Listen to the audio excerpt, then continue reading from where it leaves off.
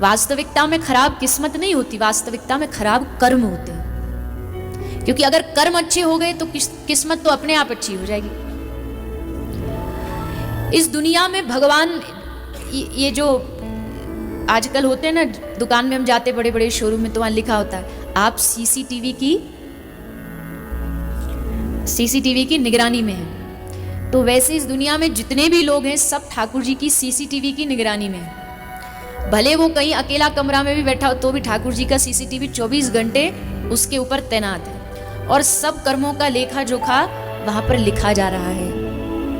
उस कर्मों के लेखे जोखे को अब ये देखना है कि अगर श्री ठाकुर जी हमें देख रहे हैं और उसको लिख रहे हैं, और फिर भी हम वैसा कर्म कर रहे हैं ये जानते हुए कि श्री ठाकुर जी देख रहे हैं, तो सोचिए भगवान को कितना दुख होता होगा कि ये सब जानता है और जानने के बाद भी फिर भी देखो कैसे कार्य करता है।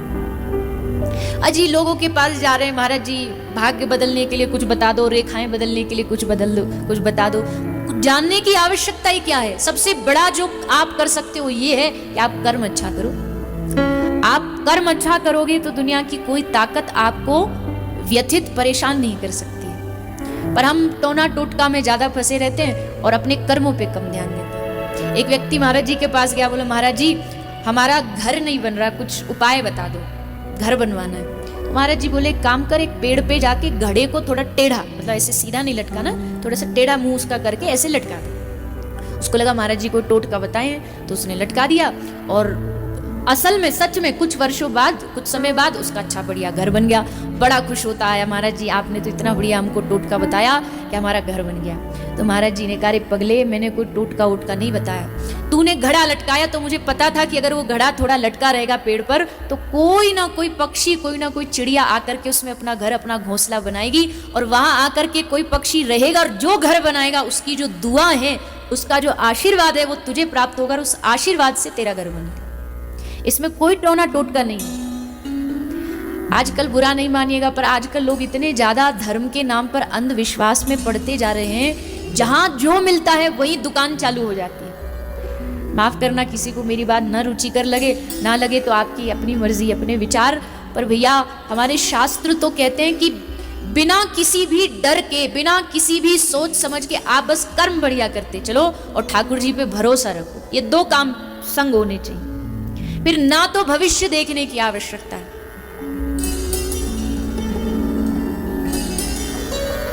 अच्छा अब देखो, हम यहां सब बैठे हैं, हमको नहीं पता हमारी मृत्यु कब होने वाली है, तो देखो हम कितने खुशहाल बैठे हैं ना, पता नहीं कब होने वाली है। हो सकता है 2 दिन बाद हो, 10 दिन बाद हो, 10 साल बाद हो, 20 साल बाद हो। अब अगर पता होता कि 10 दिन बाद विदाई होने वाली है, तो ये जो बचे 10 दिन है इसमें शांति और आनंद से जी पाओगे? बचे कुछ जो 10 दिन है वो और नरक बन जाएंगे। अजी हम जाने वाले, अजी हम मरने वाले। इससे बढ़िया तो जब आएगी मृत्यु तो देख लेंगे। कितनी लंबी जीवन रेखा है हमारी। पूछते तो ऐसे कि पता नहीं कितना बड़ा समाज सेवा का कार्य करके जाएंगे। बताओ कितने हमारे जीवन में। मैं कोई विरोध में नहीं हूँ, ज्योतिष भगवान का एक अंग है, ज्योतिष शास्त्र, हस्तरेखा ये सब होती है, ये नहीं होती ऐसा नहीं है। शास्त्र भी है, भगवान का ये अंग भी है, पर जो समर्पित भाव वाला भक्त वैष्णव होगा ना, उसकी इसमें रुचि नहीं होगी। उसे पता है जाही विधि राखे राम ताही विधि रहिए, महलों में राखे चाहे झोपड़ी में वास दे, धन्यवाद निर्विवाद राम राम कही। बस अब इससे आगे क्या जानना हम। जब हमारे महापुरुषों ने कह दिया कि जाही विधि राखे राम, बस बात खत्म। अब दुख दे सुख दे, दुख को सुख में बदल दो, कुछ कर दो, इस सब की फिर कोई आवश्यकता नहीं रहती। तो इसलिए कर्म बहुत आवश्यक है। अगर कर्मों पर विश्वास नहीं रखोगे तो डरते रहो। डर डर के मारे देखा नहीं लोगों के 10-10 हाथ में अलग अलग ग्रहों की अंगूठियां होती हैं, ये इस वाले की है, वो उस वाले की है। ग्रह कब आप पर असर करेंगे? ग्रह तब आप पर असर करेंगे जब आप भक्ति से दूर होंगे।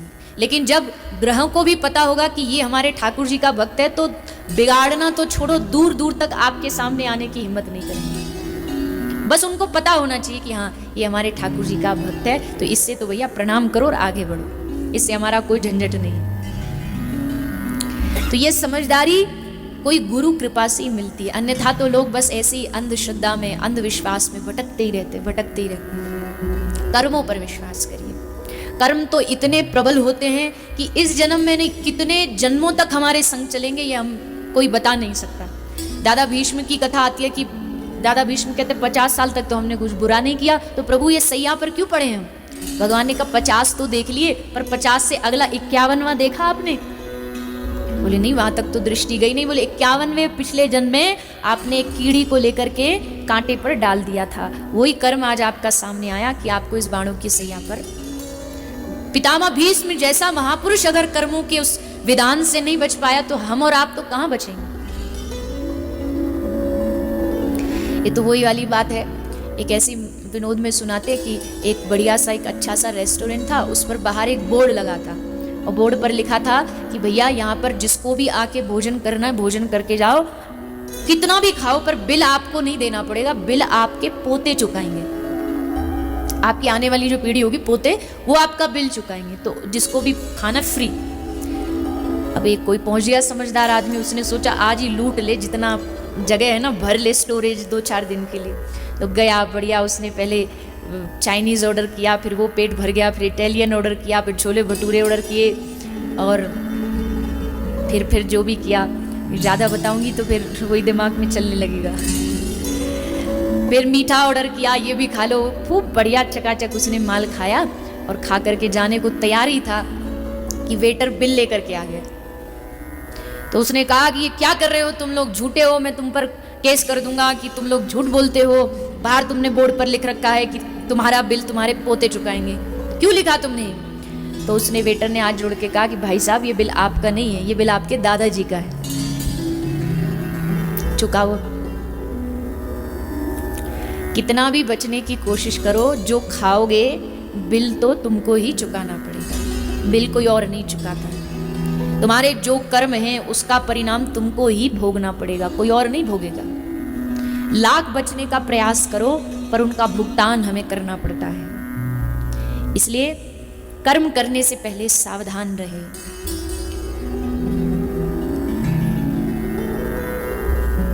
ये कर्मों की जो रीत है ये भगवान ने खूब अनेकों बार श्रीमद् भागवत जी में ब्रजवासियों को समझाई। जब ब्रजवासी कहते हैं कि इंद्र हमारा अन्नदाता है, इंद्र ने हमको जीवन दिया है, भगवान ने कहा कर्म ना जायते जंतु कर्म नैव विलीयते, सुखम दुखम भयम क्षेमम कर्म नैवाभिपद्यते।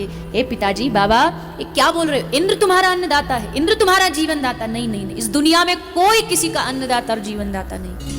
सुखम दुखम भयम क्षेमम जन्म मृत्यु सब कुछ जो करने वाले वो आपके स्वयं अपने कर्म है। कहीं कोई अभिमान में फूला फिरता हो कि हम उसका घर चला रहे हैं, हम उसका जीवन चला रहे हैं, नहीं नहीं नहीं। सुखम दुख, यहाँ सुख दुख का भी जो भी भुगतान है वो हमारा अपना ही किया गया है। इसलिए जब भी हमारे ऊपर कोई कष्ट आता ना तो हम भगवान से कहते अरे ऊपर वाले तूने ऐसा क्यों किया, पर गलती ऊपर वाले की क्या है?